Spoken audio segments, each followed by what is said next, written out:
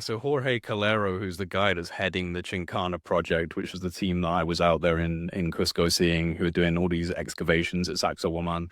They've done an update recently. There was a press conference recently where they've been continuing the GPR scans and the excavations, and they're finding connecting points. I can't remember exactly where they were saying that these places were intersecting, but it was with a church down in the Cusco Valley region and then into the actual city itself, corresponding with Saqsaywaman and areas in Saqsaywaman that were starting to show like more advanced stonework than when I was there. Because when I went down there, even though it's kind of simple, it's still really weird. You're going all the way down into the like deep parts of the earth, and then there's just these 3 or 4 blocks that are precision cut coming out of the soil. So that was what I saw. But that's been, continued upon, and they found even more. And from what I remember on the article, yeah, there's like corresponding chambers that they've now found that are connecting to others. So it's really starting to confirm the Andean legends that were out there in the first place. Are they inferring the direction, or have they like literally traced a Let me get connecting? the Joe. It was actually Joe who sent me the link to it. He was like, "Have you seen this?" 1 second. Because that just fascinates me. If they were able to like literally physically, connect the paths, that's mind blowing. I mean, it's mind blowing either way. If they're able to infer the direction of one end of the path, with Here we the other end. The other thing is that once you do that, and you realize that it's not just fables and stories, that means that all the other stuff could be true as well, right? Yeah.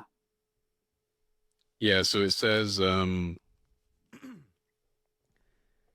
says the existence of a tunnel network under the ancient Peruvian city of Cusco has been rumored for centuries, at times stretching more than a mile. The labyrinth connected to the Temple of the Sun to key points such as a fortress. Incan buildings made use of what's known as the cut and cover method of crafting tunnels. Now, these guys are obviously doing it from the perspective of it being Inca. I don't actually think it's Inca. But No. it says the Incan Temple of the Sun in Cusco has long been a visual and cultural jewel of the ancient empire, but there's even more to admire below ground. Recently, archaeologists confirmed a long-held rumor, the existence of a labyrinth of underground tunnels extending out from the temple, sometimes over a mile in length, first hinted at in historical texts that date as far back as the 16th century.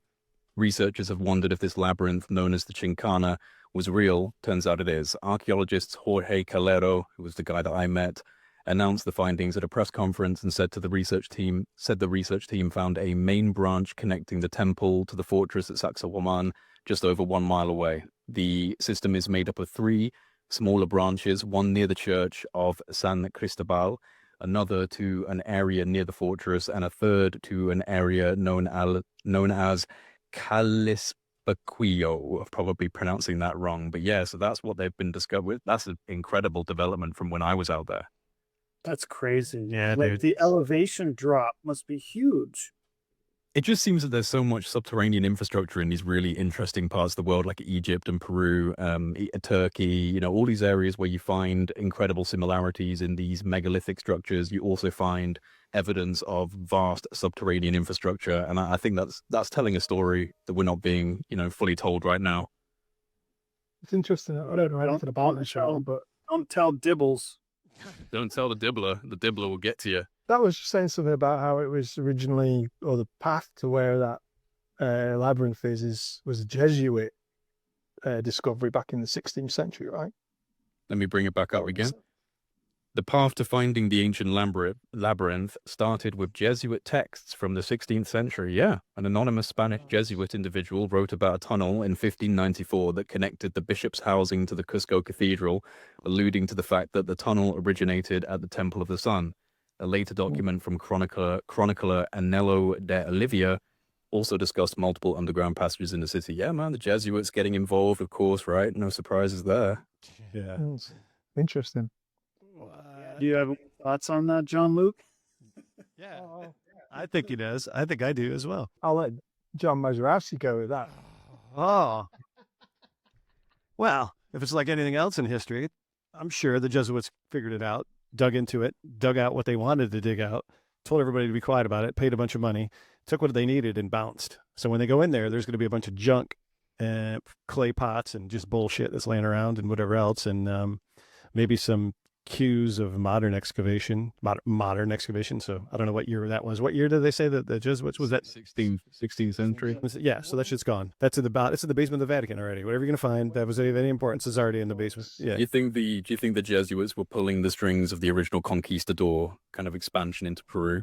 No, but I'm pretty sure they had guys that were part of it that were in there. The Vatican said it's the biggest spy network in the world, and they paid. So when anybody came up with anything, they're like, "Hey, that's ours. Give us the money." And those dudes were there, man. Anybody, even if even Muslims and other religions were still handing shit over to the Vatican, or representatives of the Vatican. And hell, they probably didn't even know they were part of the Vatican. They were just handing over anything that had any significance that they wanted from cash.